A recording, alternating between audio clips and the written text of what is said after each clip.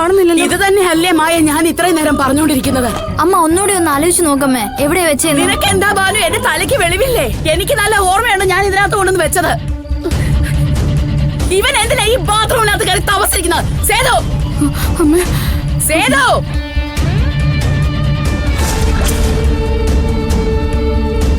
സേതു, സേതു, മായേ വിളിയവനെ.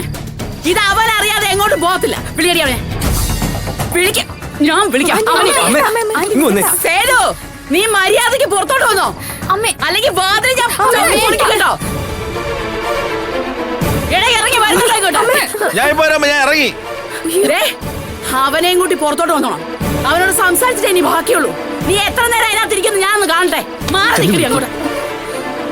ചേച്ചി വിളിച്ചിട്ട് വാ.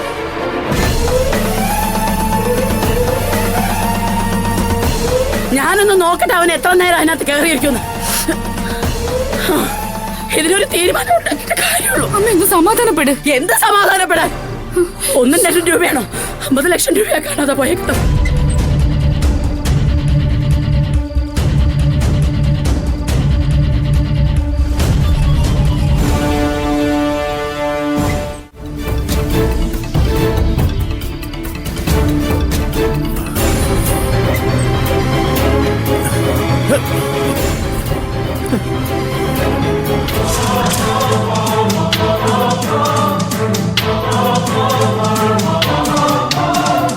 ഞാൻ തോൽട്ടിപ്പെട്ട് എന്താ സേതുവിന് പതിവില്ലാത്ത ടോയ്ലറ്റിൽ പോക്ക്? എനിക്കെന്താ ടോയ്ലറ്റ് പൊക്കൂടെ? സേതുവിന് ആ കാശ് എടുത്തേന്ന് അമ്മ പറയുന്നേ. അയ്യോ, ഏത് കാശ്? സേതുട്ടാ, എന്തെങ്കിലും ഉണ്ടെങ്കിൽ മനുഷ്യനെ നാണം കെടുത്താതെ സത്യം പറ. നീ ഒന്നും മിണ്ടായിരിക്കും മായേ. അമ്മ മറ്റെല്ലാവരും ഹാളിലുണ്ട്. സേതുവിനെ കാണാൻ എല്ലാവരും അവിടെ ഇരിക്കുന്നേ. ഞാൻ വരാം, നീ പൊക്കോ. നമുക്ക് ഒരുമിച്ച് പോവാം, വാ.